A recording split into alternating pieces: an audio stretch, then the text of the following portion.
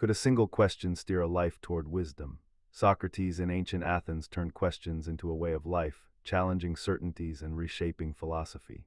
In the streets and agora of 5th century Athens, a man walked with a quiet confidence, not because he claimed to know everything, but because he claimed to know what he did not know.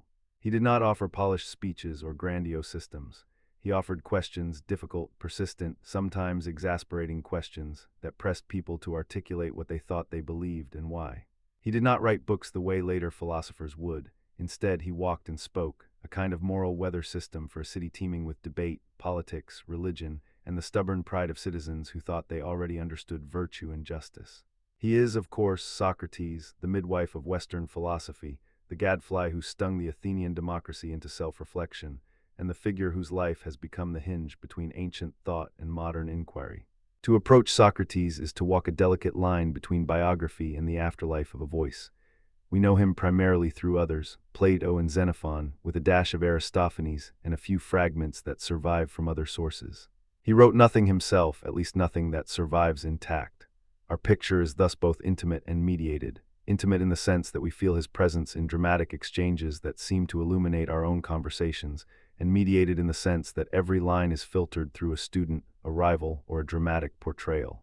Yet for all the caution we must exercise, the contours of Socrates' persona, his courage, his method, his moral seriousness, emerge with a clarity that invites us to reflect on our own lives and the kinds of questions we permit ourselves to inhabit. Our aim in this long-form exploration is to trace Socrates through the strands of his life, his method, his ethics, his religious sensibilities, and his political context, and then to trace how those strands were woven into the fabric of later thought. We will move through his life as a sequence of episodes that illuminate a method, a set of commitments, and a way of being in the world. We will listen to the primary voices that carry his memory, but we will also listen to the second-order voices that have interpreted him. The poets and dramatists who mocked him, the historians who recorded his trial and death, the philosophers who learned from him and sometimes argued with him, and the modern readers who see in him a mirror of their own search for meaning. The journey will not be linear. It will be a labyrinth of questions and answers, a system of questions that never quite ends, because Socrates believed that the life worth living was a life of perpetual inquiry, not a final resting place of certainties. To begin, we can locate Socrates in a moment in Greek history when Athens was both a laboratory of democracy and a crucible of intellectual experiment. The city was expanding its power, its markets, its culture, and its citizenry. Traditions were being tested by new ideas, rhetorical skill as a tool for persuasion, the critique of old gods in a city that still revered its gods, the tension between public virtue and private interest, and the emergence of a class of intellectuals, sophists, who traveled from city to city teaching persuasion for pay, often with a relativistic gloss on truth and virtue. Against the backdrop of this contested intellectual climate, Socrates appears as a different kind of participant. He did not sell a rhetoric, a profitable system, or a creed. He offered a method, an insistence that questions themselves could reveal the limits of our knowledge, and ideally, move us closer to a stable understanding of virtue and the good. As we step into his life, we should be mindful of how little we know about his early years. What we do know is that he spent his youth in a city that valued courage in war, discipline in family life, and a public life in which citizens argued, debated, and judged themselves and one another in a kind of shared, strenuous philosophical labor.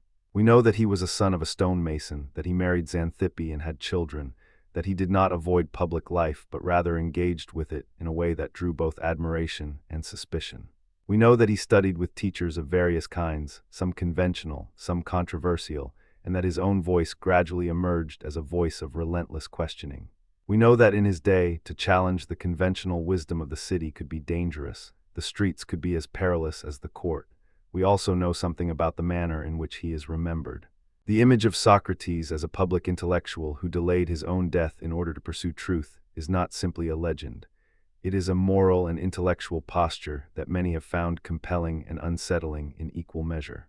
In the Apology, the dialogue in which Socrates speaks with measured calm before the jury that will judge him, we hear the pattern that will characterize his life. A refusal to abandon his fundamental vocation for the sake of convenience, an insistence that virtue must be a matter of knowledge and not merely a matter of opinion, and a quiet sense that the life he led was the life he believed all human beings ought to lead if they were serious about what it means to live well. But let us not proceed as if Socrates were simply a figure of the past, a statue in a museum of philosophy who speaks only through the grainy voices of translators and scholars. He is, in many ways, a living presence because his questions continue to echo in our own conversations about what matters, how we know what we claim to know, and what we owe to ourselves and to those who think differently from us. The Socratic method, his practice of questioning, testing, and refining opinions through dialogue, has become not merely a philosophical technique, but a model of intellectual virtue that invites us to become more careful with our beliefs, more humble about our assertions, and more attentive to the reasons we offer to defend them.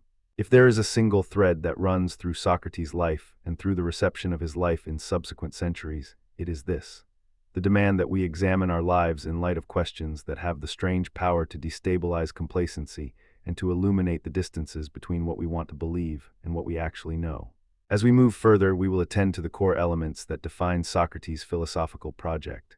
We will begin with his method, the elenchus, the relentless yet intimate practice of questioning that aims not to repudiate the other person, but to awaken in both of them a more precise sense of what they claim to know. We will trace how this method functioned in various dialogues and how it became a way of life, a form of inquiry that could be applied to every domain of human life, from questions of ethics and virtue to questions of politics, religion, and law. We will examine the basic claim that virtue is knowledge, a claim that has elicited both admiration and critique. We will listen to the ways in which Socrates reverses the common assumption that virtue is primarily a matter of habit, tradition, or clever manipulation of appearances, and suggests that the good life is a life of reasoned understanding, the life of the mind as a disciplined art of living. We will then turn to Socrates' ethics, the center of gravity in his thought. What does it mean to be virtuous, to be just, to be courageous, to be temperate? Does virtue arise from a map of universal truths, or from a disciplined practice of recognizing and refining one's own ignorance? Is there a settled account of the good for human beings, or is the good something that emerges only through dialogue and reflection, a shared project that individuals bring into existence by asking and answering questions together? In trying to answer these questions, we will consider the famous assertion that the unexamined life is not worth living. We will listen to the subtle, sometimes paradoxical arguments behind this maxim and the way in which Socrates' insistence on examination transforms both the individual and the public sphere. We will ask whether the life of examination is a path to secure knowledge about the good or a practice of humility that acknowledges the limits of human understanding while still insisting on striving for betterment. The religious dimension of Socrates' thought is another thread that we must treat with care. The signs of a pious man who believed in certain divine signs and who also challenged conventional religious authorities can appear puzzling. The idea of the daemonion, a kind of inner divinity or spiritual signal that warns him against certain actions, introduces a personal, intimate dimension to his public philosophy. How do we reconcile this personal religious orientation with a critical, sometimes iconoclastic approach to the worship and the traditional pieties of his city? What is the status of divine signs in a philosophical life that seeks to ground moral judgments in rational examination? The Euthyphro dialogue, with its famous dilemma about whether piety is loved by the gods because it is pious or whether it is pious because the gods love it, invites us to see how Socrates pushes religious language beyond simple declarations of faith toward a more demanding inquiry about the grounds of moral terms themselves. We will explore how this tension between reverence and critique both reflects Socrates' own position and opens questions that continue to haunt the relationship between religion and philosophy in the modern world. In addition to method, ethics, and religion, a full account of Socrates would be incomplete without attention to his political life and the political implications of his work. In a democracy that valued open dialogue and the freedom to speak, Socrates' insistence on constant questioning could appear not as a noble pursuit of truth, but as a destabilizing force that threatened conventional authority and social order. The accusations that he corrupts the youth and impiously challenges the gods were not merely personal grievances. They were, in a sense, political judgments that reveal the fragility of a system that prizes both liberty and obedience. How did Socrates' practice of questioning relate to the political ideals and institutions of Athens? What does it mean to submit to law and legitimacy when one believes that the life of truth-telling requires challenging prevailing norms? The Credo addresses this directly. When it seems that the city's laws command something the individual believes to be unjust, what is the proper political and moral stance?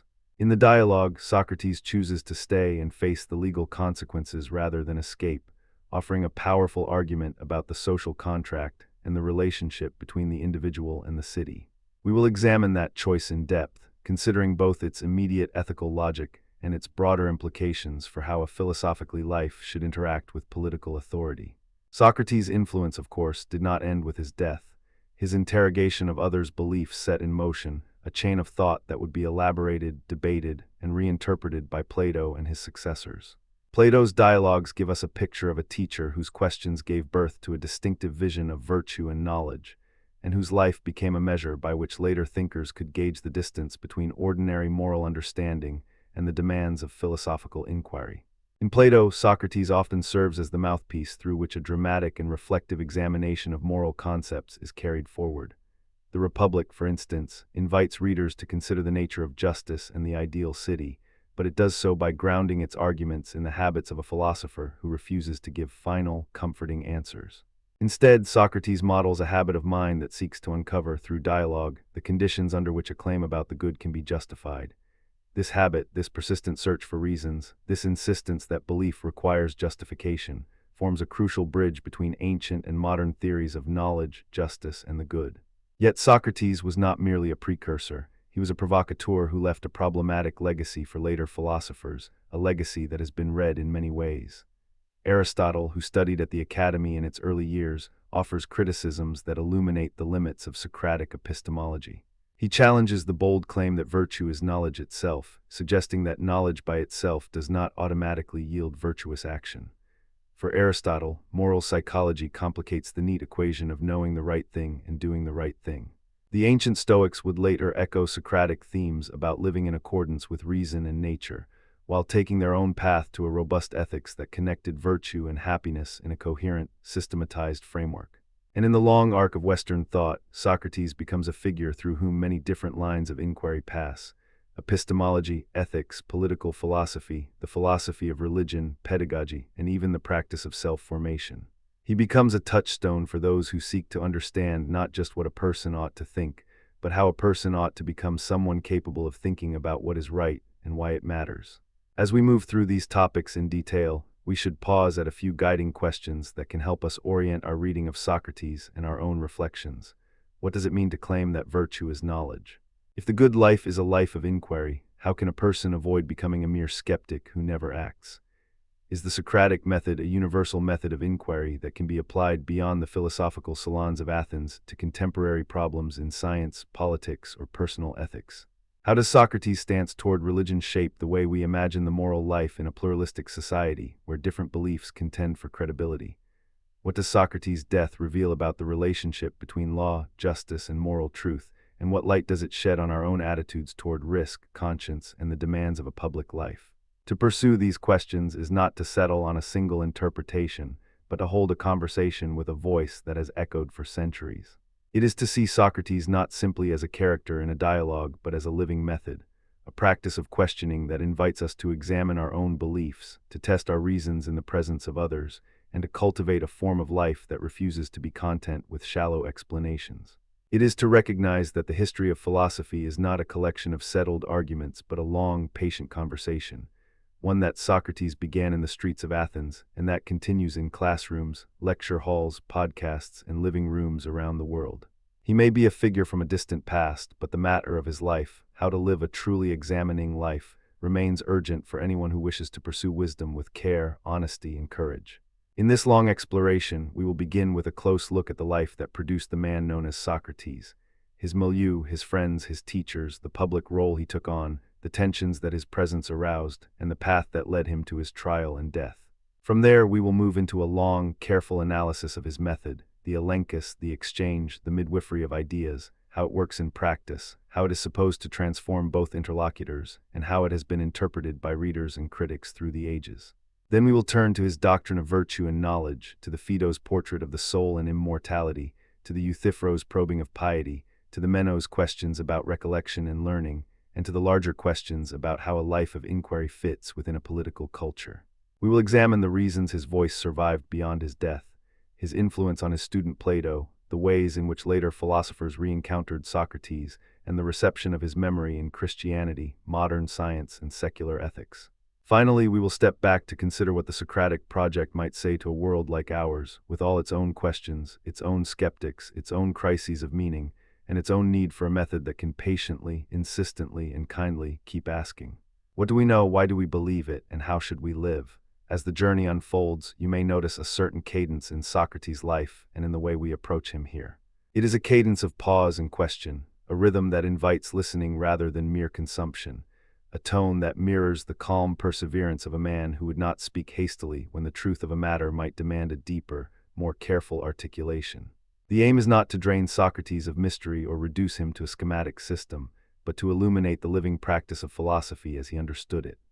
A habit of mind that makes room for uncertainty, a method that clarifies what we think we know, and a moral seriousness that seeks to nourish the soul by turning outward toward shared dialogue rather than turning inward toward self-congratulatory certainty. With that intention in mind, we will begin our long, thoughtful walk through Socrates' life and thought. We will move from the concrete, historical particulars of his time into the more abstract, universal concerns that his method and his life still press upon us today. And as we travel, we will stay mindful of a crucial point. Socrates did not present a fixed doctrine in the way later philosophers might present a system. He offered a method, a posture, a way of being with others in the shared search for truth. He offered a life, an example of how to live when one believes that true knowledge, the knowledge of what it means to be a good and just person, must begin with a disciplined, continual questioning of oneself and one's world. If you listen with patience and attention, the questions Socrates asked, if their resonance finds a way into your own conversations and decisions, may still illuminate a path through confusion toward something resembling wisdom. This is the promise and the challenge of Socrates, to keep asking, to keep listening, and to keep learning, both about the world around us and about the depths of our own minds and hearts. We will begin by noticing the streets themselves, the place where his life unfolds. What might it have felt like to walk beside him as he asked questions in the marketplace, where the cries of vendors mingled with the shouts of speakers and the murmur of philosophical debate?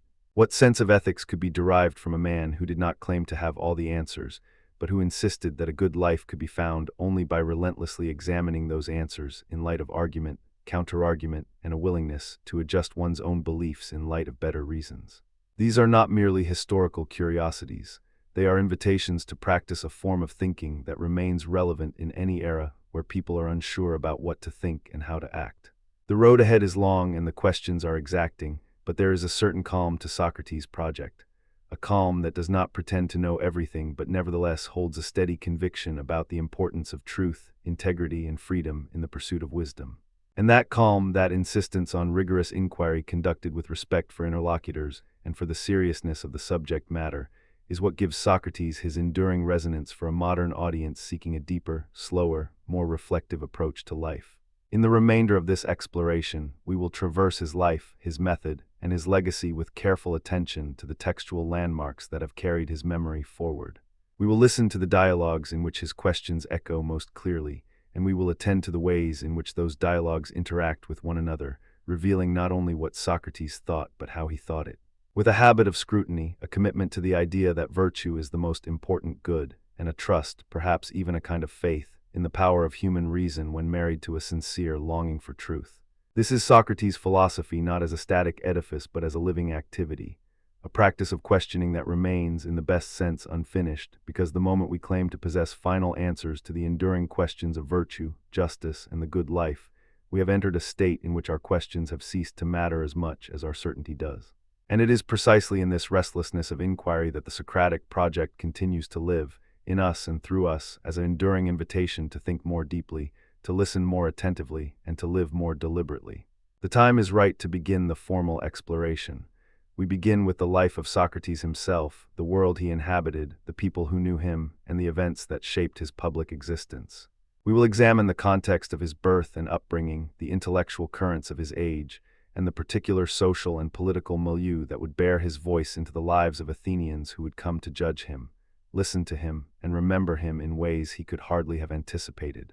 We will hear about the famous, sometimes sharp, sometimes tender interactions with his contemporaries, with politicians, poets, artisans, and students, who each in their own way reveal facets of a man who refused to reduce philosophy to a set of talking points or a doctrine, but insisted on the seriousness of living well through the disciplined interrogation of one's own beliefs and the views of others. The aim of this journey is not to attain a single, final verdict on Socrates. There are many verdicts, and they have shifted with the winds of history. Some have hailed him as a beacon of moral courage, a fearless critic of injustice, and a model of philosophical integrity. Others have seen him as a dangerous skeptic who undermined authority, a man who questioned sacred things and accordingly deserved his execution. Each of these readings has its truth and its limits, because Socrates' life and thought touch on dimensions of human life that refuse to be reduced to a single interpretation.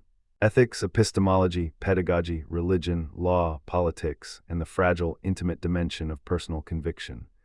The beauty and difficulty of Socrates lie in the fact that the questions he raises do not easily yield to closure. The more one examines, the more one sees that the aim is not possession of a system, but the ongoing practice of seeking, testing, and refining one's understanding of what it means to live well. Throughout this long exploration, you are invited to join in that practice. You may not share Socrates' exact conclusions, and that is not the goal. The goal is to cultivate a way of thinking in which questions are not a nuisance to be dismissed, but a path toward clarity and responsibility. The questions Socrates posed, the form of his dialogue, and the stubborn clarity with which he pressed for reasons can serve as a model for anyone who wishes to bring seriousness to a discussion about what matters most. If you listen closely, you might hear not merely a historical figure but a constant invitation to examine the grounds of our beliefs, to push beyond comfortable assumptions, and to attend, with patience, to the complexity of living well in a world that continually challenges our ideas of what a good life requires. And so, with this introduction as our compass, we turn to the life, method, and legacy of Socrates as it has echoed through the centuries. We begin with the man himself, the Athens in which he lived, and the early signs of the questions that would define his public life. We walk into the agora of his debates, we pause at the doors of his trials, we linger in the quiet rooms where his conversations with students opened into a new way of thinking about knowledge, virtue, and the good. We listen to the voices that learned from him and the voices that argued with him, and we ask ourselves what remains in the centuries after his death, the living questions that keep us from settling for easy answers and invite us to commit ourselves to the demanding, beautiful work of philosophical inquiry. The historical scene in which Socrates emerges is essential to understanding the peculiar power of his approach. He appears in a city that has learned to prize democratic discussion and freedom of speech, yet that same city is haunted by war, political upheaval, religious conflict, and the continual negotiation of authority. The Peloponnesian War, which began in 431 BCE, forms the backcloth of much of the dialogues in which Socrates participates. Athens is a city that celebrates the virtue of bold speech in public life, while simultaneously fearing the destabilizing consequences of perpetual questioning, when questions could undermine confidence in public institutions or in the city's legal and religious order. It is within this tension, between the love of lively public discourse and the fear that too much questioning could unravel the social fabric, that Socrates operates, moving through the city not as a conqueror of arguments, but as a stubborn, patient, and often charming interlocutor who insists that to know even a little about virtue is to realize how much more there is to learn. The intellectual climate of the time is equally important. The Sophists, a group of itinerant teachers, had recently popularized a form of argument that emphasized successful persuasion over truth-seeking, a position that many Athenians found attractive in a city that valued rhetoric highly on the stage and in the council. The Sophists often claimed that truth was relative to convention, custom, or the speaker's skill, and they sought to equip their students with powerful argumentative tools for public life. Socrates did not dismiss rhetoric in itself. He rejected the idea that rhetoric alone could secure moral truth or universal virtue. He believed that arguments must be grounded in knowledge of the good, in a robust account of what virtue is and why it matters. In dialogues like the Gorgias and the Protagoras, we see this tension play out. On one side, the power of persuasive argument. On the other, the demand that claims about virtue be justified and that the just life be coherent with what one can truthfully claim to know. This background helps illuminate the significance of the core practices Socrates develops and demonstrates. The elenchus, the method of trial through cross-examination, is not simply a debate tactic designed to embarrass someone or to win an argument. It is a therapeutic process, a kind of philosophical medicine that aims to cure epistemic vanity and moral complacency by forcing the interlocutor to confront gaps in their beliefs. The goal is not to humiliate but to illuminate, to reveal the contradictory commitments that lurk within a claim about the good, and to guide both participants toward a more precise understanding of the terms they are using. The method itself embodies a certain virtue, intellectual humility, the willingness to adjust one's mind in light of better reasons, and a refusal to hide behind confident opinions that cannot withstand scrutiny. In practice, the elenchus unfolds as a patient, often gentle, but sometimes relentless sequence of questions. Socrates would ask for definitions, a precise account of what virtue, justice, or piety might be, then press for examples and counterexamples to test them. What does it mean to be just toward a friend or a foe? Is piety a form of worship, or is it something more fundamental about reverence for the good? If you claim to know what virtue is, can you provide a universal definition that would hold across contexts and times? If you cannot, are you justified in claiming any knowledge at all? Each answer is then interrogated further, with the aim of either guiding the interlocutor to refine the definition or to disclose the limits of their understanding. Through this process, Socrates often exposes a tension between the aspirational language of general virtue and the practical, sometimes inconsistent, beliefs people hold in their everyday lives.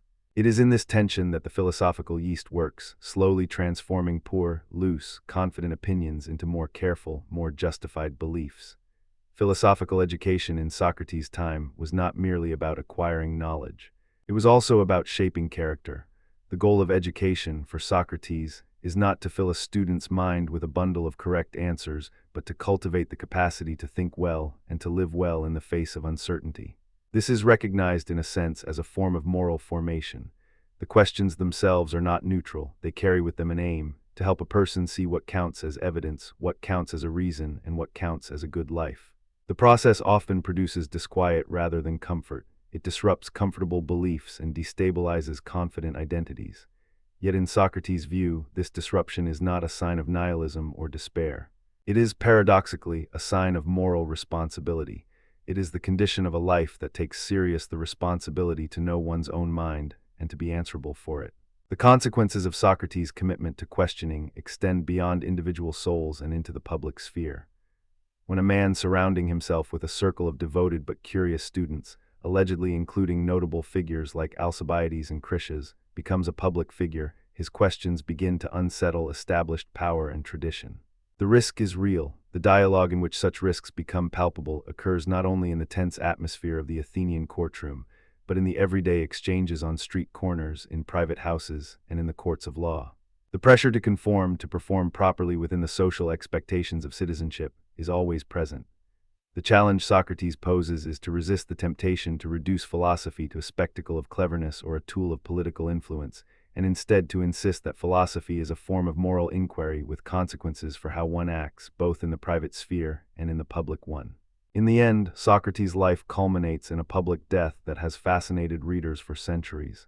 He is offered the chance to escape his fate if he can find a way to persuade the city to spare him, but he refuses. He chooses to stay and to accept the penalty of death by hemlock rather than abandon his mission or retreat from his commitments to the life of examination. The course he chooses is not a simple act of bravery, but a complex, morally charged decision that invites interpretation. Was he making a political statement about the legitimacy of the laws he had sworn to obey? Was he making a theological statement about the nature of the soul and its relation to the divine? Was he making a claim about the necessity of living a life of integrity, even in the face of death? Each reader can hear different tones in his final exchanges with his friends and in the careful, almost ceremonial manner in which he faces the moment.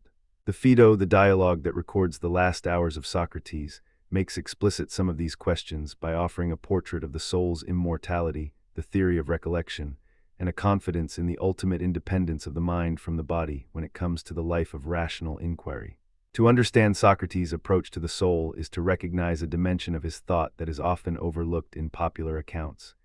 He appears as a figure concerned not only with external virtue, justice, courage, temperance, but also with the internal governance of the soul. The soul, in his worldview, is the seat of reason, desire, and spiritual life. The health of the soul depends on the cultivation of virtue which, in his view, comprises knowledge of the good.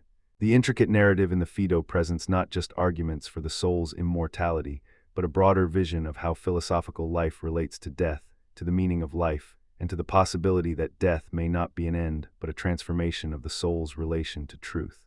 The dialogues explore a hope that the soul might find greater freedom in a realm governed by rationality and order, a hope that resonates with later philosophical concerns about the nature of personal identity, the persistence of the self, and the question of what it means to be truly alive even beyond the bodily life. In this sense, Socrates' philosophy is not simply an argument about virtue or about whether the soul survives death. It is a comprehensive approach to life, a persuasive, patient, and exacting discipline that invites a particular posture toward reality. A posture of honest scrutiny, of careful speech, and of unwavering commitment to the ethical implications of one's beliefs. He also shows us how to live with the uncertainties that accompany the admission of ignorance. The famous claim that I know nothing should not be reduced to a plea for perpetual doubt about everything. Instead, it is a recognition that the dignity of the human agent lies in recognizing the limits of one's knowledge while pressing forward with a disciplined project of inquiry. This, more than any other feature, is what makes Socrates' method both humble and audacious. A humility that accepts one's ignorance as a starting point for learning, and an audacity that refuses to rest content with superficial explanations when deeper inquiry is possible and necessary. As we continue to examine Socrates in depth, we will consider the dialogues that best illuminate his approach, the ways in which his questions are framed, and the ways in which he handles opposing viewpoints. We will study his interactions with prominent figures of his time, and the way those interactions reveal the strengths and weaknesses of his method. We will also look at how his life and work were received by later generations, including those who sought to incorporate his insights into their own philosophical projects and those who attacked them from very different angles. In all of this, we will maintain a focus on the practical implications of Socrates' thought, how the method he used can illuminate our own ethical and political decisions, how his insistence on the centrality of reason can inform our approach to education and public life, and how his example can cultivate in us a patient, reflective, and courageous stance toward the challenges of contemporary life. To that end, we now turn to the central features of Socrates' philosophy: the method of questioning, the theory of virtue as knowledge, the moral psychology that undergirds his ethics, the role of the soul, and the place of religion in his life. We will examine each feature in turn, drawing on the dialogues that reveal them, and using the conversations with his interlocutors to illustrate how these features operate in practice. We will also bring in later interpretations to show how these elements have been read and reinterpreted across centuries, and how they have continued to shape debates in moral philosophy, political theory, epistemology, and the philosophy of religion. As we move through these topics, we will be mindful of the tensions and ambiguities that characterize Socrates' thought, the way his emphasis on questioning can be misread as skepticism, the way his claim that virtue is knowledge can be contested by those who believe that knowledge does not always lead to virtuous action, and the way his religious sensibility can appear both intimate and critically challenging. Yet it is precisely in grappling with these tensions that we see the enduring power and relevance of Socrates, a power that lies in a method of life that invites us to question, to endure the friction of dialogue, and to commit, with humility and courage, to the difficult work of discerning how to live well. We must remember that the path of Socrates is not a path to a fixed doctrine, but a path to a disciplined form of thinking that can carry one through the storms of uncertainty. The questions he asked were not about clever answers, but about the deep structures of how we think, how we justify our beliefs, and how we bear responsibility for the consequences of our judgments. In exploring his life and thought, we take up a tradition that values the soul's health over the triumph of a mere clever argument, that values truth over victory, and that seeks not to close the book on wisdom, but to keep the book open, to add another page, to invite another reader to take up the conversation, and to continue asking until, perhaps, the questions themselves become modes of living that help us become better people. If you will stay with me, we will now proceed to a more detailed examination of Socrates' life, beginning with his early context and moving toward the best-known episodes of his public work, the dialogues through which his method, his ethics, and his religious sensibility become visible in their most memorable form. We will follow the threads that connect his daily practices and his public questioning to the arguments he makes in the face of crisis, and we will listen for the way his voice has echoed through time, shaping the way generations of readers have encountered questions about what it means to live a good life. The aim is not merely to recount episodes or to catalog doctrines. It is to hear how Socrates speaks, why his way of speaking matters, and what his life can teach us about our own approach to questions that matter in life, in society, and in our own minds. The conversation begins now, in the streets of Athens and in the quiet of the mind, with a question that Socrates would likely approve of.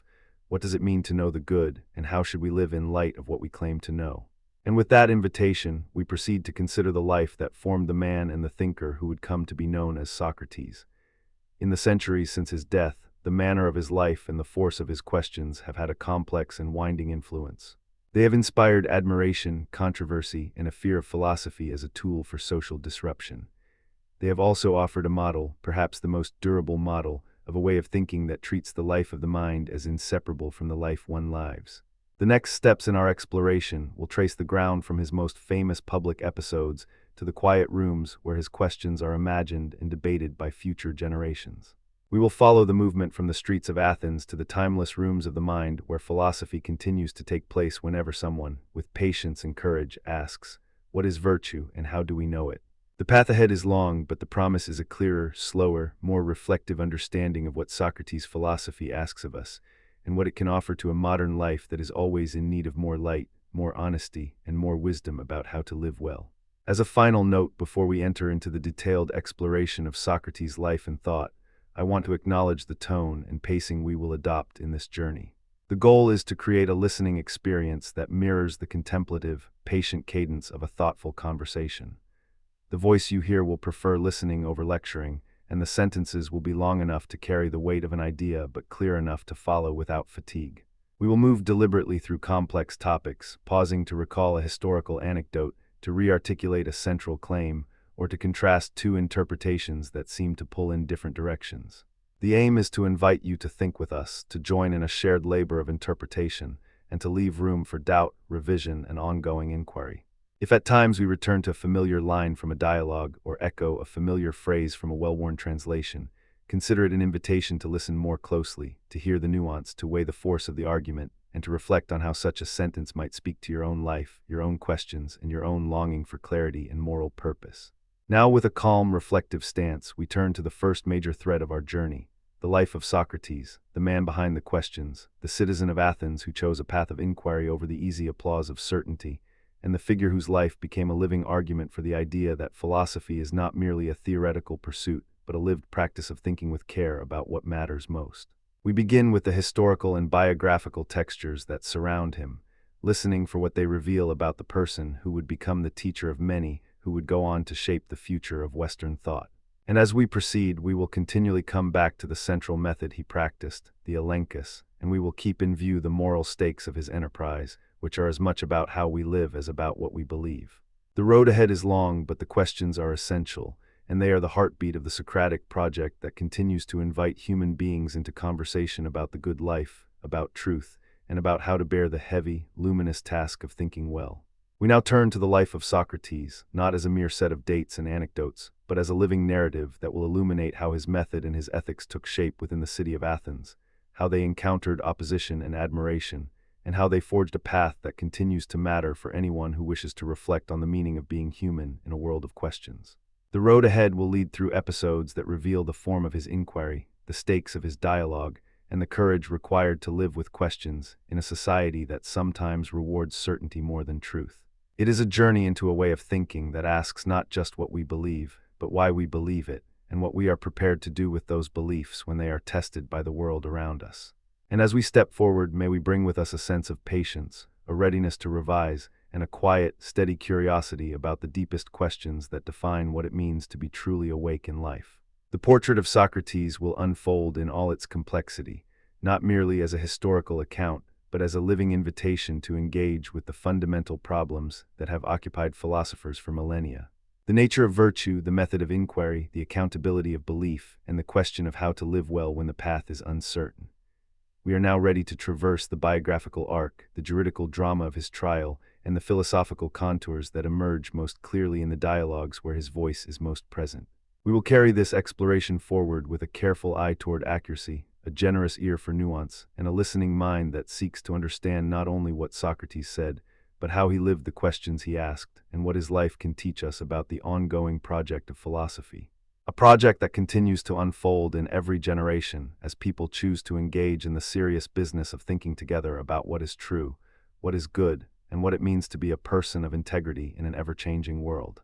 The path is long, but the method is patient, and the journey is worth taking, for it is through such patient inquiry that we can glimpse, even if only for a moment, what it means to approach wisdom with a calm mind, an open heart, and a steadfast commitment to the life of examination.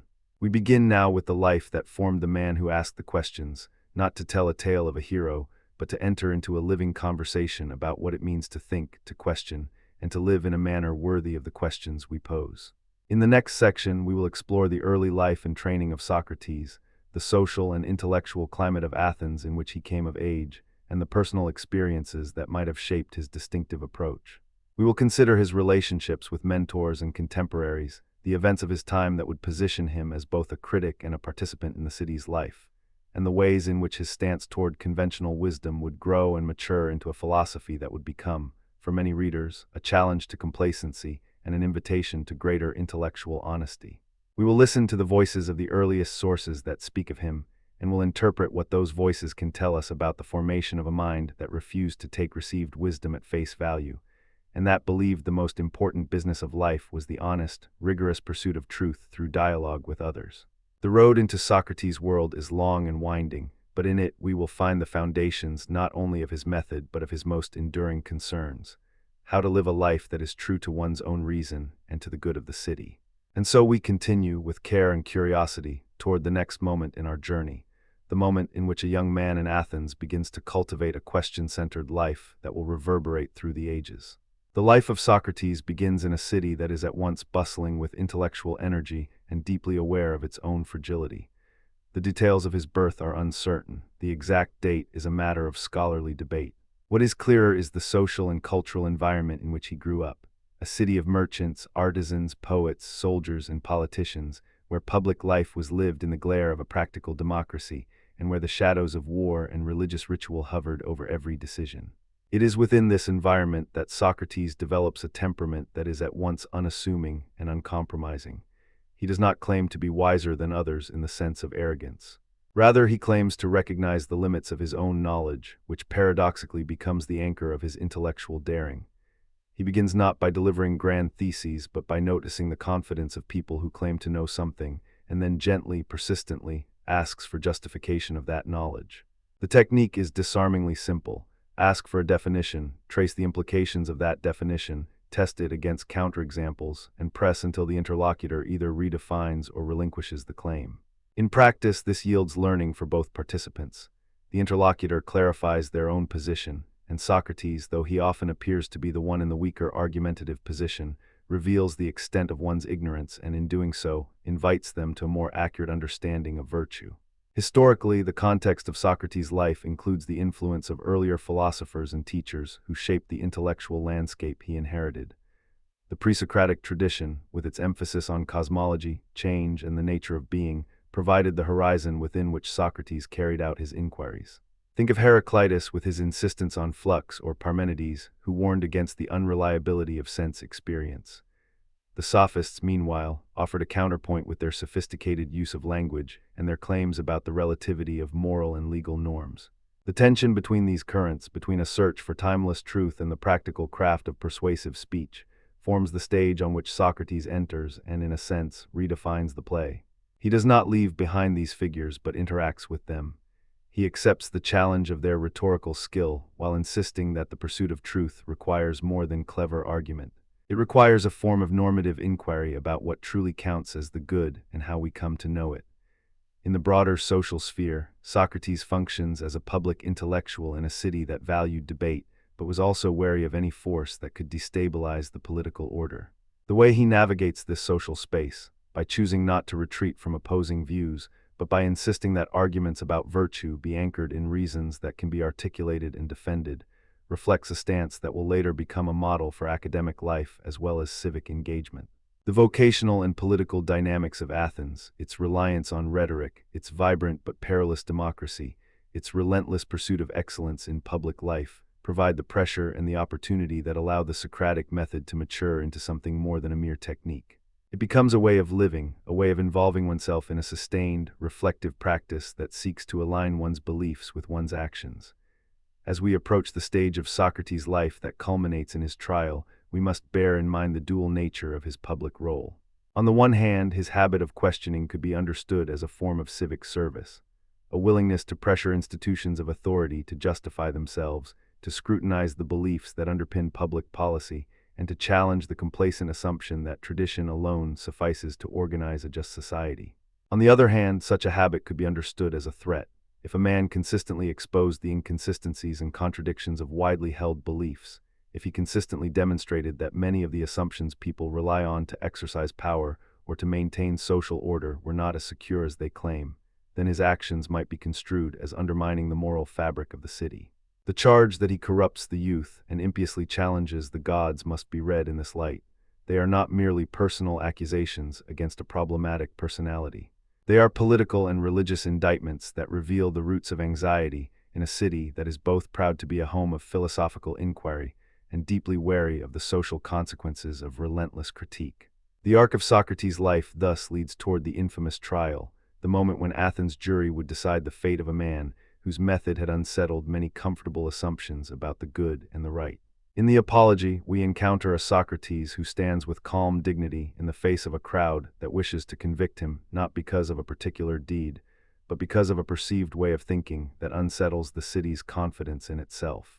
The defense is not a theatrical victory, but a moral performance of integrity. He refuses to appeal to fear or to the empty consolation that might come from rhetorical victory. He remains steadfast in his claim that he does not know everything, that he has examined himself and found his ignorance to be a form of knowledge, knowledge about the limits of one's own mind as the most valuable kind of wisdom. The result, of course, is the death sentence. The sentence is carried out with a certain ceremonial gravity that invites reflection on the relationship between the personal conscience, the law, and the authority of the state. In this sense, Socrates' death is not merely the end of a life. It is a public philosophical act that raises questions about the responsibilities of the citizen, the legitimacy of the laws under which one lives, and the moral courage required to accept the consequences of one's beliefs, even when those beliefs are dangerously subversive to existing forms of power. In the years after his death, Socrates' influence spreads in two directions that are especially significant for understanding his enduring legacy. One direction is toward the form of philosophical investigation that Plato develops, where dialogues become a vehicle for exploring moral and metaphysical questions with the Socratic method as a guiding spirit. The other direction is toward a more general sense in which Socrates becomes a symbol of the intellectual virtues, the habit of questioning, the loyalty to truth over comfort, and the willingness to challenge authority in the name of the good life. In Plato's hands, Socrates becomes both a character within a dramatic narrative and a philosophical mentor figure whose questions open onto broader theoretical horizons, theories of knowledge, reality, justice, and the good. The dialogues show us how Socrates' method can be deployed to interrogate complex moral concepts through careful analysis, rigorous argument, and imaginative thought experiments. They also reveal a tension within Socrates' legacy, the degree to which his method, when taken in the hands of a particular student like Plato, becomes a stepping stone toward a robust theory of forms, knowledge, and political order, or remains a living, critical inquiry that resists closure and dogmatic binding. From there, the conversation moves to the long arc of interpretive tradition. For centuries, readers have engaged with Socrates in a variety of ways. Some have celebrated him as a model of moral courage, a beacon of rational inquiry, and a prototype of the philosophically life. Others have viewed him more suspiciously, as a paradoxical figure who undermines the pillars of tradition, whose method involves a certain razor's-edge critique that can appear destabilizing or even dangerous to social order if left unchecked. The tension between these readings reveals the richness and complexity of Socrates' thought. It shows how a single set of questions can be refracted through different glasses and yield a spectrum of interpretations, from a founder of moral philosophy to a radical critic of conventional wisdom to a paragon of philosophical discipline. And in this sense, Socrates remains a living conversation partner, the voice whose questions continue to invite new generations to examine their beliefs, challenge their certainties, and reflect on what it would mean to live a life worthy of the questions one asks. To bring this up to a contemporary horizon, we might consider how Socrates' approach resonates with some of the central challenges of modern life. In a world where information travels quickly, where social and political pressures can push people toward quick judgments, Socrates' insistence on slowing down, asking for definitions, and insisting on justification offers a counterbalance to the rush to certainty. In an era of pluralism, where diverse values compete for legitimacy, the Socratic method asks us to test our views against others, to seek common ground where possible, but also to insist on a clear articulation of the principle by which we justify our actions. The method is not simply an exercise in cleverness. It is a form of ethical pedagogy that cultivates intellectual virtues such as humility, courage, and accuracy. It invites us to see that self-knowledge, far from being a static possession, is an ongoing and demanding project that requires us to recognize our own biases, to examine where our intuitions come from, and to be prepared to revise our positions in light of better reasons. If we take Socrates' life as a model, we can see the value of a slow, deliberate, dialogue-centered approach to moral life, one that respects others' dignity even as it challenges their presumptions and seeks to refine collective understanding through the careful exchange of reasons. In addition to its direct line of influence on philosophy, Socrates has also become a figure of broader cultural significance. He appears in plays and poems, in modern novels and films, and in the many ways we interpret the story of the birth of Western philosophical thinking. It is not merely that his ideas survive, it is that the image of his method continues to serve as a touchstone in debates about education, democracy, religion, and the relationship between reason and faith. When we encounter a modern discussion about how to teach critical thinking, how to cultivate virtue, or how to judge the credibility of competing claims in a densely contested public sphere, we often return to a Socratic instinct. To ask for reasons, to test a claim, to demand clarity, and to insist that the good life must have a rational basis that we can defend in conversation with others. The enduring appeal of Socrates is, in part, a testament to the power of a life lived in dialogue, a life committed to the idea that the best antidote to error is not dogmatic certainty, but careful, respectful, and rigorous examination of one's beliefs. It is, in this sense, a philosophy of practice. The ideas are important, but more important still is the practice of living by those ideas in a way that is open to correction, responsive to arguments, and attentive to the moral demands of friendship, justice, and communal life. Socrates' method provides an invitation to reflect on our own lives, to consider what we owe to one another in the pursuit of truth, and to ask whether we are living in a way that truly reflects our best understanding of the good. In a world that often prizes quick conclusions and loud opinions, the Socratic habit of patient questioning can appear as a countercultural virtue, quiet, persistent, and deeply human in its insistence that a life worth living is a life that continues to ask, to test, and to learn. As we now turn to the rest of this long-form exploration, we will delve into the specific dialogues and themes that illuminate the core of Socrates' philosophy. We will engage with the Menos' exploration of memory and knowledge, the Euthyphro's probing of piety, the Gorgias' confrontation with rhetoric and justice, the Protagoras' debate with the Sophists on whether virtue can be taught, the Phaedo's account of the soul's immortality, and the Apology's account of the trial and the defense.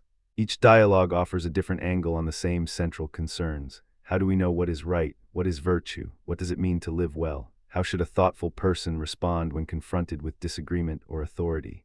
The method is the through line, but the content is diverse, ranging from practical questions about education and civic duty to ontological questions about the nature of virtue, knowledge, and the soul.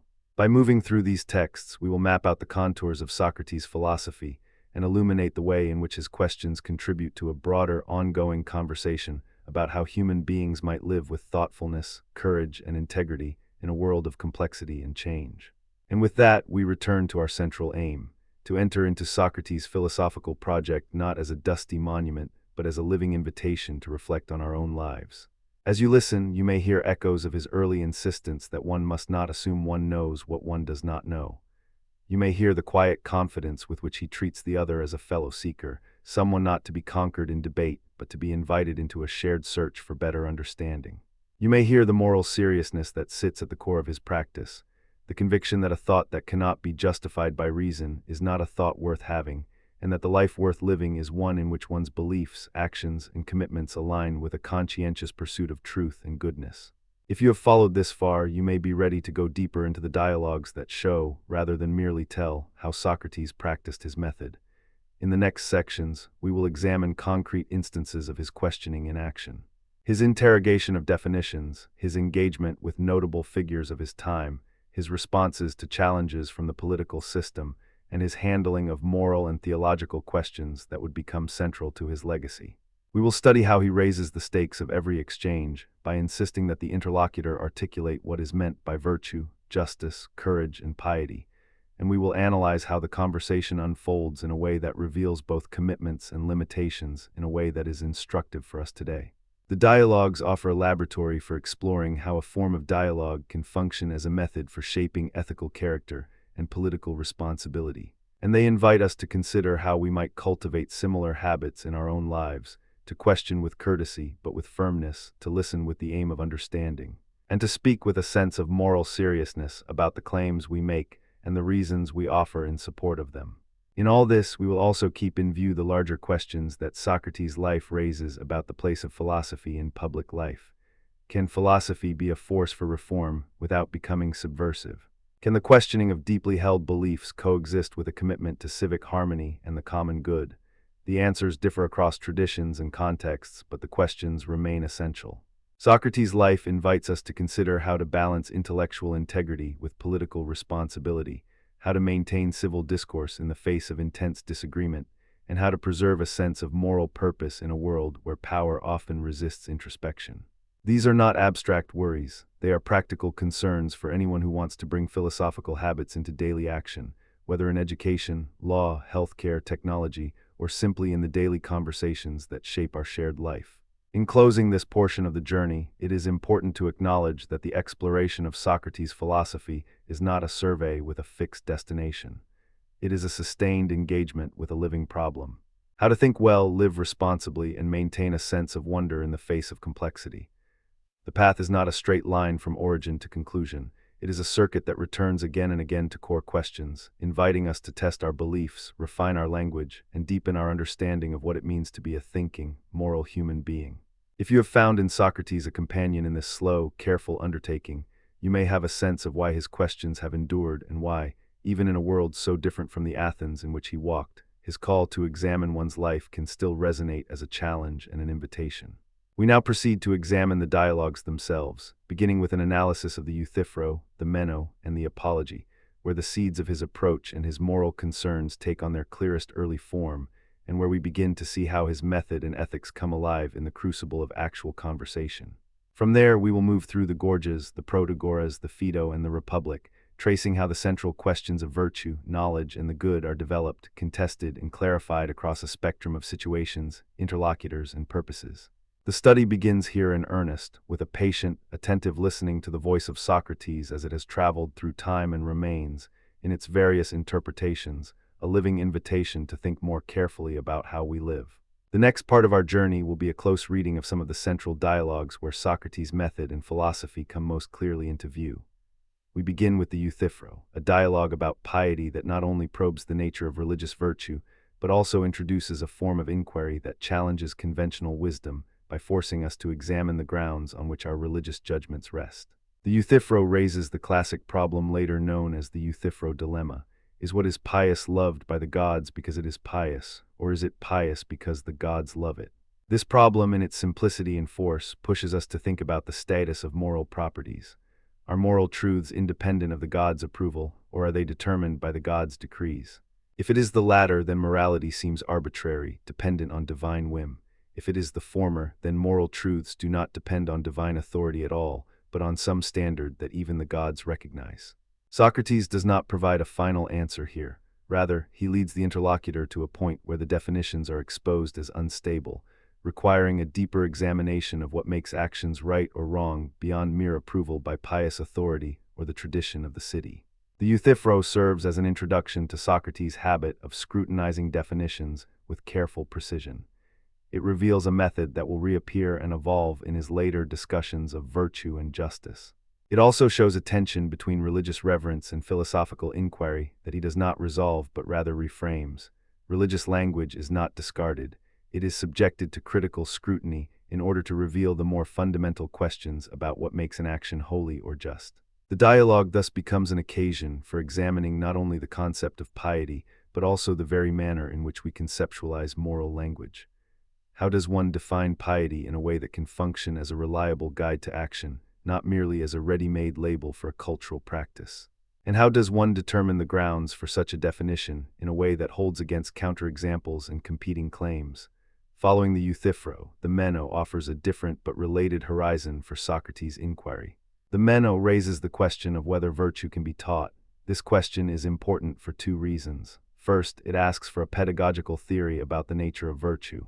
Is virtue a set of discrete dispositions, a unified source of action, a habit formed by training, or something else entirely? Second, the Meno introduces the notion of anamnesis, or recollection, the idea that learning is a process of recollecting knowledge that the soul already possessed before birth. The dialogue presents a paradox. How can one know something without having previously learned it? Socrates responds by guiding Meno and the reader toward the idea that virtue may be a form of knowledge, a state that can be brought to awareness through proper questioning and philosophical reasoning, rather than through mere practical instruction or moral exhortation. The dialogue moves through several stages. including a famous demonstration that a slave boy can, through questioning, demonstrate geometric knowledge that he did not receive from instruction. This demonstrates a kind of innate capacity for knowledge that, in Socrates' view, indicates that learning is a process of recollection rather than simple transmission.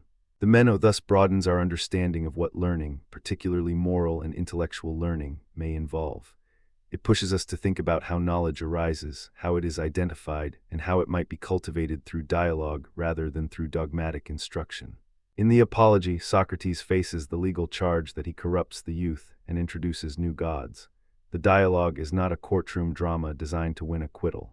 It is a defense in the form of ethical argument about the meaning of life and the authority of truth. Socrates does not disguise his mission as a mere hobby, he presents it as a duty. To question commonly held beliefs and to help others examine what they think they know. He notes that he is guided by a divine sign, a daemonion that, in his telling, warns him away from certain actions rather than telling him what to do in every situation.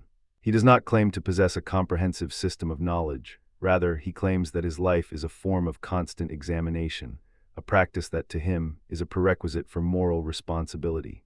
The core claim is that the unexamined life is not worth living. He does not claim to be a teacher of virtue in the sense of delivering a complete doctrine. Instead, he claims to be an interlocutor who helps others see the limits of their current beliefs and to push them toward a more coherent account of the good. The Apology thus becomes a formal articulation of the Socratic ideal of the philosophically life, one that values the reasons behind beliefs, the willingness to be corrected, and the courage to live according to a standard that may be difficult to justify to others, yet remains in one's own mind the true measure of one's moral life. The dialogue yields a double function. It preserves the portrait of Socrates as a figure of integrity and courage, and it raises a critical question about how philosophical life can be lived within the constraints of a political community. Within the Apology, we can read a statement about the responsibilities of the philosopher who refuses to bow to popular sentiment when it misreads truth. Socrates' defense emphasizes that his mission is not subversive of the city's laws for the sake of rebellion, but rather a form of civic virtue conducted through the exercise of critical inquiry. He argues that if the city's laws are unjustly applied, his allegiance to the law remains, but his mind remains free to pursue truth and to hold rulers to account through reasoned argument. The result is a provocative tension. Does truth have a political dimension, or is it a separate realm that stands in judgment of human institutions? The Apology does not offer an easy resolution. Instead, it invites readers to consider how we balance fidelity to the law with fidelity to truth, and how we determine when the call to examine life requires stepping beyond the boundaries of convention, even if it places one at risk. The Phaedo, the final dialogue that preserves the last hours of Socrates, takes up a different register, a metaphysical register, in which he presents a vision of the soul and its relation to life beyond the body. The dialogue is suffused with a sense of calm, almost ritual contemplation as Socrates discusses the nature of death and the possibility of an afterlife. Here, the question shifts from how to live a just life in the city to how to understand the nature of life itself and what, if anything, survives death. The central argument is that the soul is immortal, that it can exist independent of the body, and that the philosopher has a special role to play in preparing the soul for such a state. The soul's immortality is presented through a blend of argument, myth, and ethical reflection about the afterlife and the destiny of virtue. In the Phaedo, we also encounter the theory of recollection in a more explicit metaphysical form, where learning appears as the soul recollecting knowledge it already possessed prior to birth, a claim that intersects with Plato's own theory of forms and with a broader tradition in which knowledge and virtue are connected to a higher, more permanent reality beyond the sensory world. The Republic is where Socrates, through the voice of Plato, elaborates a more systematic account of virtue, justice, and the good life in the form of a political and moral theory.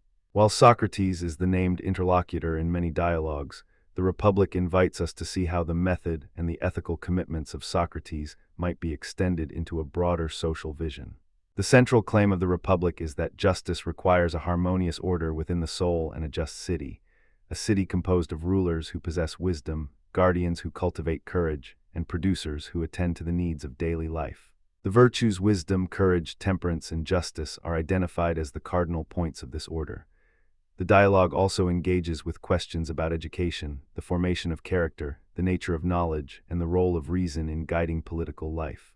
The famous allegory of the cave, for example, invites readers to reflect on the difference between appearance and reality, the role of education in refining perception, and the responsibilities of those who have come to know the truth to govern in the interest of the whole.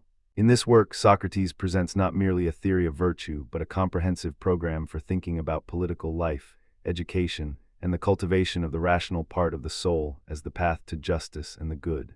Yet even here the tension persists. Is the Republic a blueprint for a perfect state, or a thought experiment illustrating how philosophy can illuminate the conditions for justice? The dialogue does both, offering a powerful conceptual framework for thinking about political and ethical life, while resisting the ambition to fix human life into a single, universal model.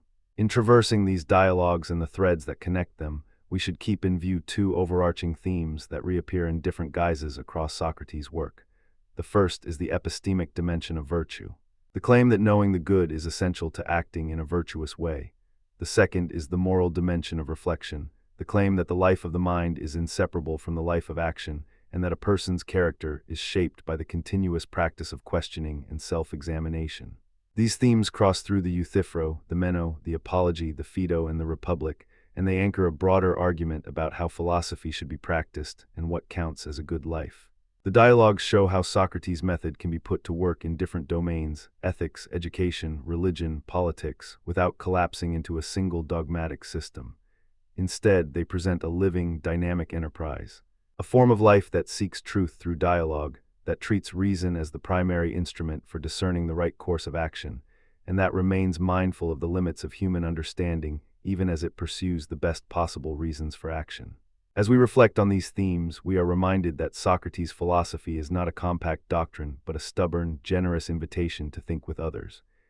It asks us to test our beliefs, to refine our definitions, to recognize our own ignorance, and to pursue the good with rigorous intellectual discipline and moral seriousness.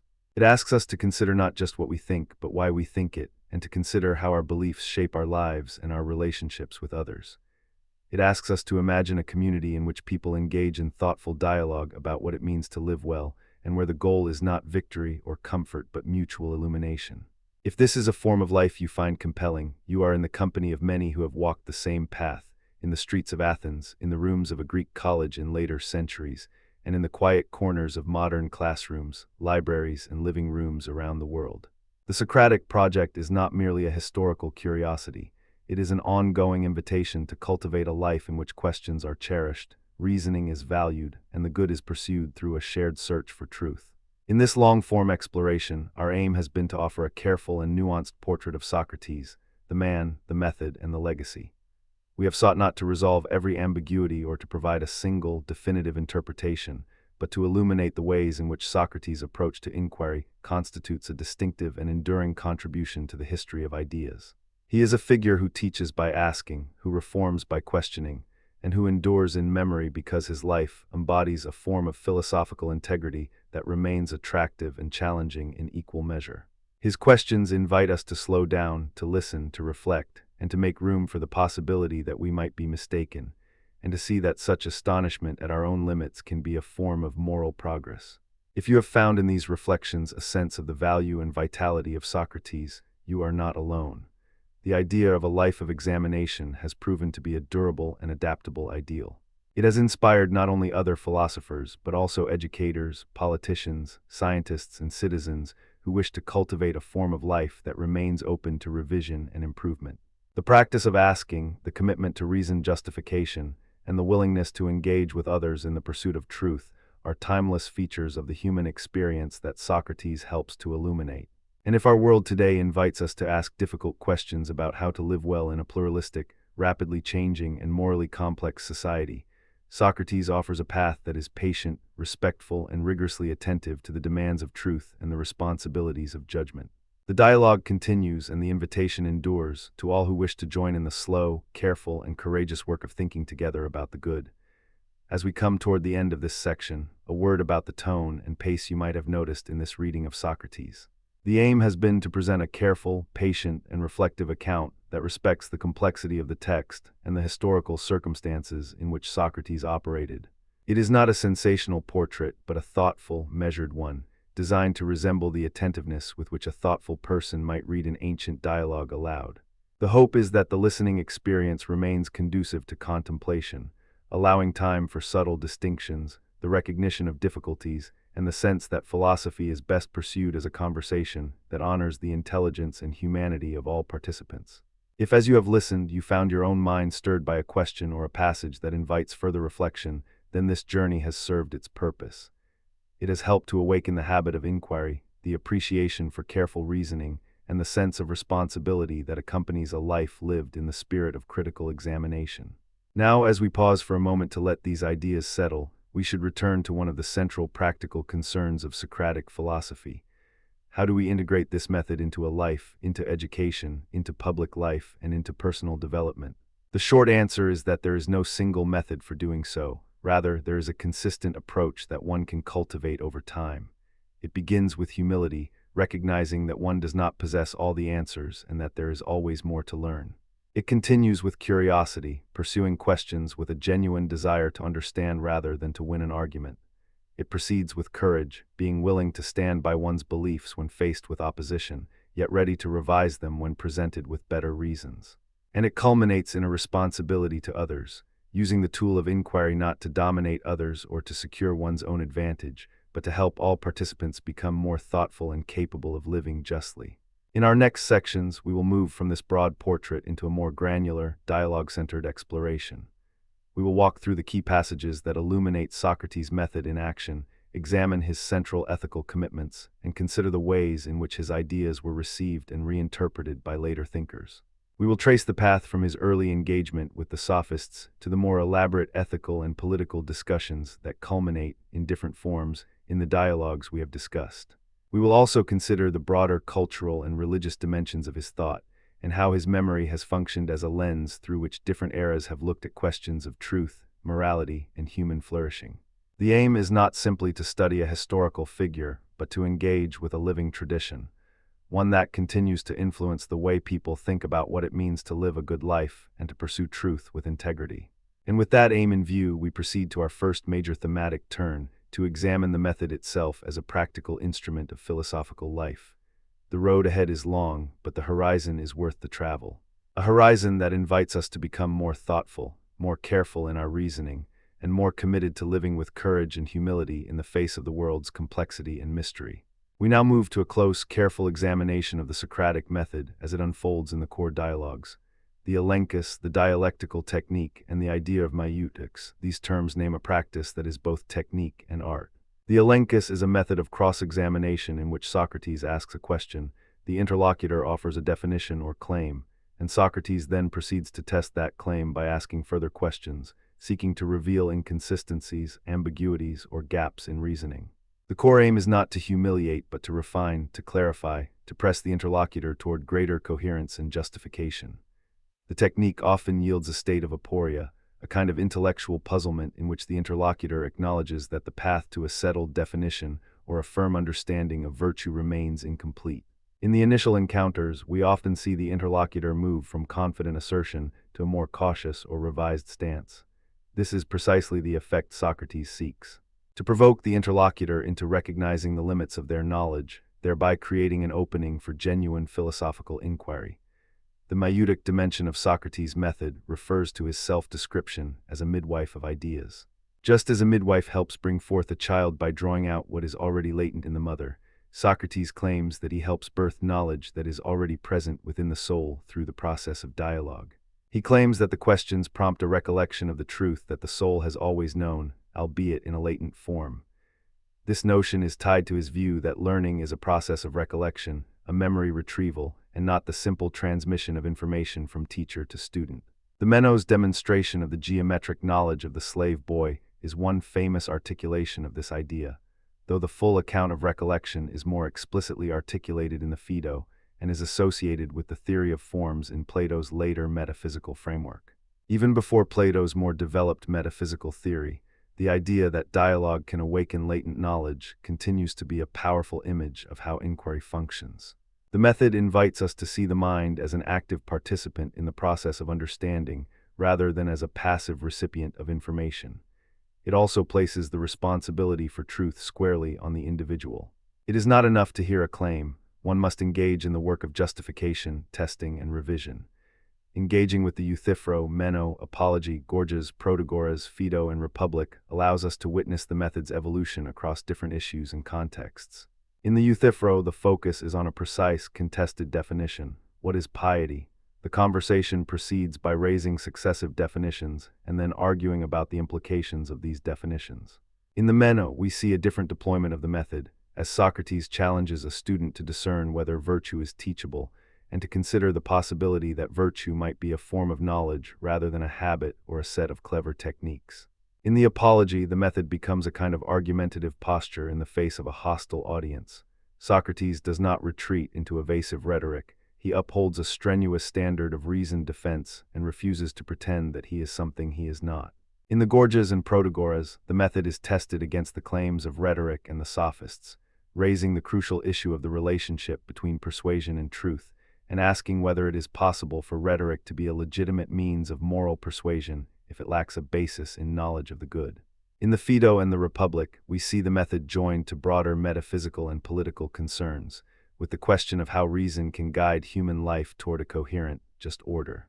Across these dialogues, the method retains its core aim: to test, refine, and deepen our understanding through a disciplined dialogue that respects the interlocutor while insisting on the standards by which beliefs ought to be justified. The method's significance extends beyond the specific content of Socrates' questions. It has shaped the way philosophy is practiced as a collaborative, dialogic enterprise rather than a solitary pursuit of isolated truths. The idea that the best way to approach difficult questions is through dialogue that subjects beliefs to careful scrutiny is a powerful model for education, debate, and public discourse.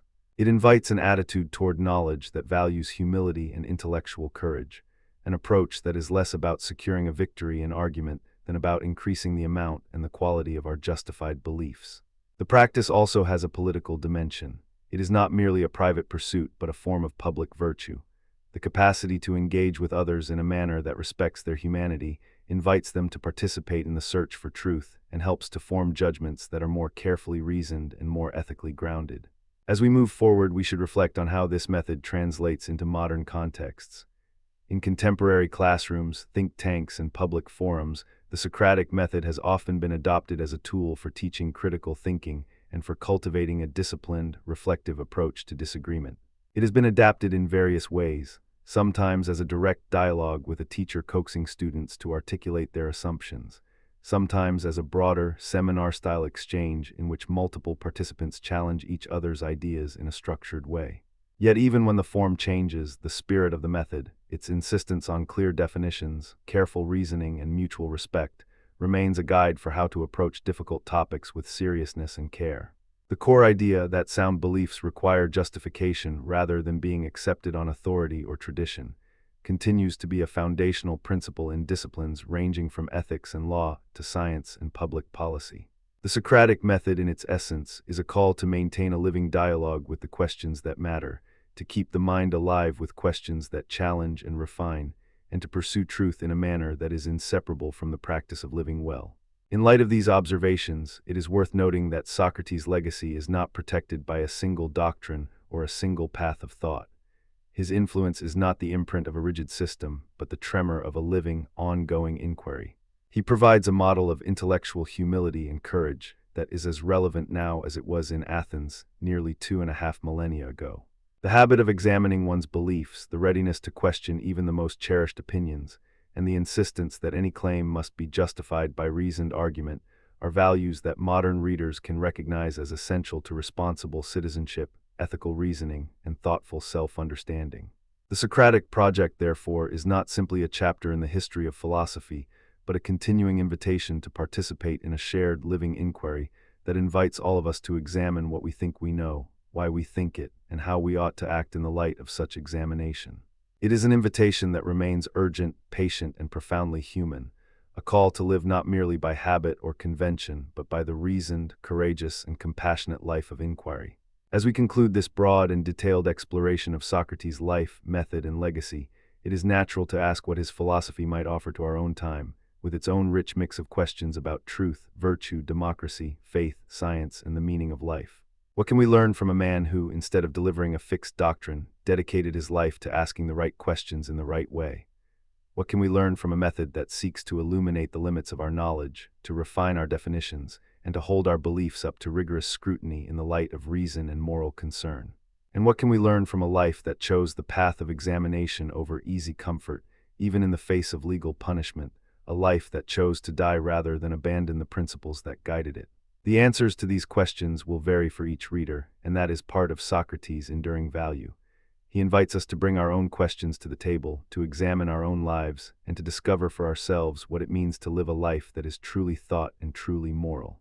He offers a method and a mood rather than a set of conclusions, a way of engaging with others in a shared search for truth, and a conviction that the quality of a life is measured not by its comfort or its acclaim, but by the depth of its inquiry and the seriousness with which it treats the question of how to live well. In that sense, Socrates is not a relic of the past, but a living interlocutor for the present, a voice that continues to challenge us to take responsibility for our beliefs, our actions, and the lives we build together in a world that is always in need of greater clarity, greater courage, and greater kindness toward those who think differently from ourselves. If you have listened this far, you may find yourself asking, what would a modern Socratic practice look like in your own life? How could you bring the virtues of inquiry, humility, and responsibility to your family, your work, and your community? The invitation remains open, to engage in dialogue with others in a spirit of curiosity, to demand robust justification for our beliefs, to cultivate the habit of examining our own lives with care, and to walk the path of wisdom with patience, courage, and generosity. The Socratic project in its essence asks us not to abandon the search for truth, but to become more capable of bearing the challenging, rewarding, sometimes unsettling work of thinking about what we do and why we do it. It invites us to cultivate a life that is not merely lived but examined, a life that, in its ongoing inquiry, remains always worthy of consideration, critique, and growth. In closing this part of the exploration, let us keep returning to that initial impulse that has guided Socrates and that continues to guide the best of philosophical inquiry. A refusal to accept easy answers, a willingness to live with uncertainty, and a steadfast commitment to the claim that a life of reasoned, courageous, and compassionate inquiry is, at least in its ideal, the best way to live. If these words resonate with you, this long journey with Socrates may be only beginning. And if you have further questions, if you hear a line here that invites you to look again at your beliefs, or if you feel compelled to test a particular argument in your own conversations, you are, in a sense, continuing something essential about Socrates' project. The never-ending conversation that invites all of us to become better thinkers, better citizens, and more thoughtful human beings. The questions persist, the dialogue continues, and so, with a sense of calm curiosity, we proceed to our concluding reflections, inviting you to carry forward the spirit of inquiry into the world you inhabit and the life you are making for yourself and for others. As the dialogue with Socrates moves toward its close, we can turn to a few concrete, practical takeaways that can accompany your own ongoing exploration of his philosophy. First, the value of asking precise questions. In everyday conversation, it is tempting to rely on shorthand definitions or intuitive judgments. Socrates urges us to demand definitions and to test them under cross-examination, not to score a point, but to ensure that our beliefs have coherent and defendable foundations. Second, the recognition that virtue involves knowledge, but not an effortless knowledge that guarantees action. If virtue is knowledge, then education and dialogue are the necessary conditions for virtuous living, but we must also recognize the difficulty of translating rational insight into habitual action. Third, the practice of self-examination. The unexamined life may be comfortable, but it is not the life that Socrates thinks most worth living. The inquiry into our own beliefs, values, and motives is a lifelong discipline with moral significance. Fourth, the balance between humility and moral resolve. Socrates models a posture of humility, admitting ignorance where appropriate, while maintaining the courage to defend one's core commitments when they can be justified by reasons that withstand scrutiny. Fifth, the ethical dimension of dialogue. The aim is not to defeat an opponent, but to help him or her see more clearly, to refine shared understandings, and to move together toward better judgments about how to live. In thinking about these takeaways, you may notice that Socrates' philosophy has a practical anthropology embedded in it, a map of how to live with others in a way that is not merely cognitive but moral and social. The habit of dialogue promotes not only better arguments but better relationships, better civic life, and a more conscientious form of being in the world. It invites us to become practitioners of a philosophical art that treats reasoning as a shared enterprise and dignity as the essential ground for debate. It invites us to treat the other person as a co-traveler in the search for truth, to assume that there is something to be learned from every perspective, and to recognize that the realization of virtue is inseparable from the development of persons capable of reasoned and responsible action. As we finish this long, thorough meditation on Socrates, the goal is not to provide a definitive blueprint for living or to produce a single moral creed that claims universal applicability. The aim is more modest and more generous, to offer a way of approaching life that can enrich our thinking, temper our passions, and sharpen our sense of responsibility toward others. The Socratic project invites us to cultivate an ongoing, patient conversation with ourselves and with others about what it means to live well, to think well, and to act with integrity in a world of constant change and challenge. The questions remain: what is virtue? What is knowledge? How do we justify our beliefs? Why should we care about justice? And what is the best life for a human being? And the answers will continue to be debated, refined, and revised by those who take seriously the task of living carefully in the face of uncertainty. The final word for now is a gentle call to keep the conversation alive, to bring patience and curiosity to every encounter, and to honor the convicting, compassionate, and enduring spirit of Socrates by making our own lives a continuous, thoughtful inquiry into how to be human in the best possible way. In this spirit, I invite you to carry these reflections forward into your own life and into your own conversations. Let the clarifying questions guide your thinking, let intellectual humility keep you open to revision, and let the courage to stand by justified beliefs sustain you in moments of difficulty. Socrates' philosophy invites us not to escape from complexity, but to engage with it with honesty, care, and perseverance. If you want to continue exploring, I welcome your questions, your counterarguments, and your own reflections on how this ancient dialogue might inform your own modern life. And if you found this journey meaningful, I invite you to subscribe, share your thoughts in the comments, and join in the ongoing conversation about what it means to live a life of thoughtful inquiry in the 21st century. So as we close this extended meditation on Socrates, we should remember that the question he posed most insistently was not merely what is right or wrong, but how to think about right and wrong in a way that makes a difference in one's life. He invites us to cultivate the kind of mind and the kind of life that can bear the weight of such questions, and to do so with kindness toward those who join us in the search. The life he modeled, the questions he posed, the method he valued, and the legacy he left, these are not relics of antiquity, but resources for living with more thoughtfulness, humility, and courage. May we take up that invitation in our own time and find our own ways to continue the conversation that Socrates began, not as a tribute to a historical figure, but as a live practice that can help us become more thoughtful and humane in a world that deeply needs both. And with that, we conclude this long exploration of Socrates' philosophy. If you have a mind for more questions, if you want deeper dives into specific dialogues, or if you would like to hear how contemporary thinkers have engaged with Socrates' ideas, stay tuned for the next episodes, where we will continue to listen closely to the hero of the dialectical life and to explore further the ways his questions continue to shape our thinking today.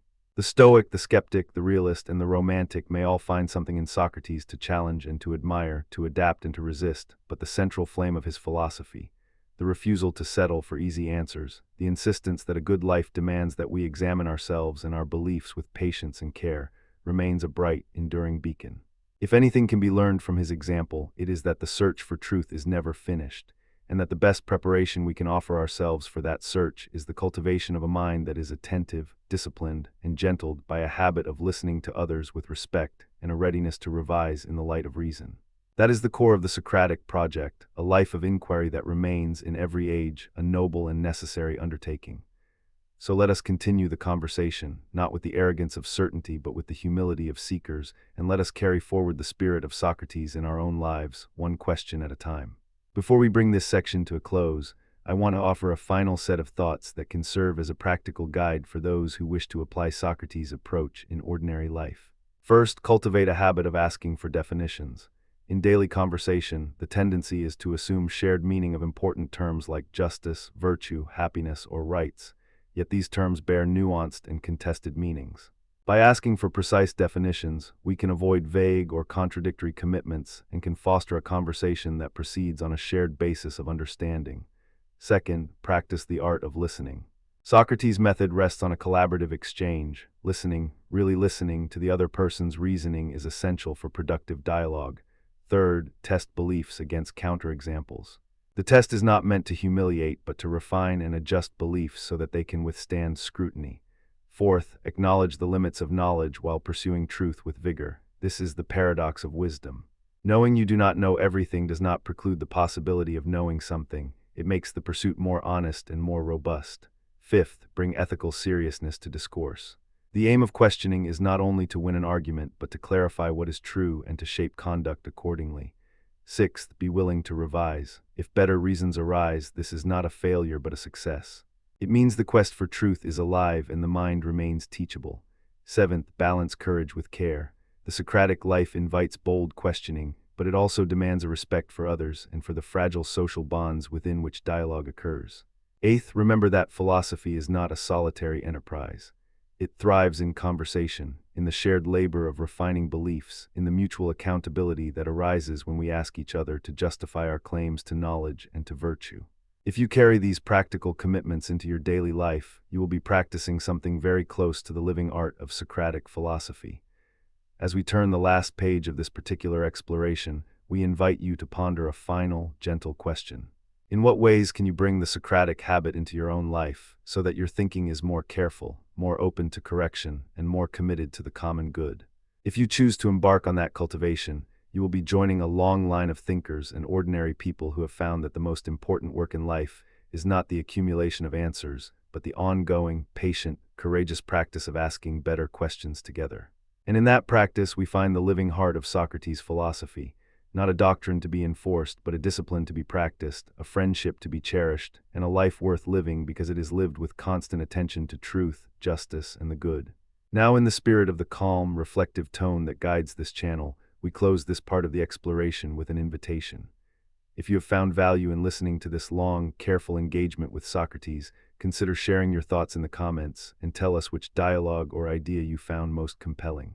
If you would like to hear more detailed readings of specific passages or a different pace for future episodes, let us know and we will adapt. And if you want to support longer, slower explorations like this one, your subscription and your engagement help us continue to produce content that privileges depth and thoughtful pacing. The conversation continues, the questions persist, and the work of philosophy, of living with care, clarity, and courage goes on, one question at a time, with Socrates as our companion, teacher, and friend along the winding road toward understanding. And now a closing reflection in a lighter, calmer register. The story of Socrates is, at heart, a reminder that the human mind thrives not on certainty but on careful inquiry. It invites us to slow down, to listen to others, and to cultivate a personal discipline that makes room for the whole of our humanity. The doubts that haunt us, the stubborn beliefs we cling to, the moments of clarity when the mind seems to lift from its ordinary constraints. The life he lived, the questions he asked, and the courage with which he faced the consequences of his own inquiry all combine to offer a certain peace. A peace that does not require us to abandon conviction, but to pursue it with greater honesty, with more mutual respect, and with a more patient sense of the time it takes for truth to reveal itself in the company of others. The calm we seek in this exploration, an atmosphere of thoughtful, unhurried reflection, may itself be a virtue worth cultivating in our fast-paced world. If you are listening now, may this calm serve as a gentle invitation to continue your own journey with Socrates in the background, as a quiet, enduring presence that reminds us of the value of questions, the dignity of the mind, and the importance of living in a way that is worthy of the pursuit of truth. Thank you for listening through this long, patient encounter with Socrates' philosophy. If you enjoyed the experience and would like more long-form explorations on the Snooze Philosophy channel, please subscribe and share your thoughts. Your participation helps shape future episodes, and your questions will help steer the journey toward new and richer conversations about philosophy, life, and the art of living well.